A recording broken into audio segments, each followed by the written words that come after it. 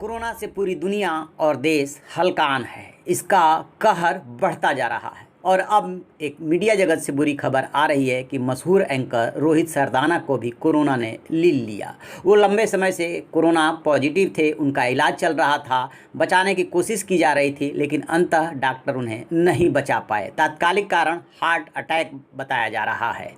इसकी सूचना सुधीर चौधरी ने ट्वीट करके दी और वो लिखते हैं, थोड़ी देर पहले फ़ोन आया, उसने जो कहा सुनकर मेरे हाथ कांपने लगे। हमारे मित्र और सहयोगी रोहित सरदाना की मृत्यु की खबर थी। ये वायरस हमारे इतने करीब से किसी को उठा ले जाएगा, ये कल्पना नहीं की थी। इसके लिए मैं तैयार नहीं था। यह भगवान की नाइंसाफ़ी है। ओम शांति।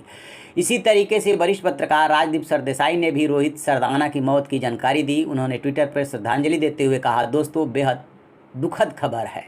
रोहित सरदाना का निधन हो गया है। उन्हें आज सुबह ही हार्ट अटैक आया। उनके परिवार के प्रति गहरी संवेदना। इसी तरह से और भी पत्रकार उन्हें श्रद्धांजलि दे रहे हैं।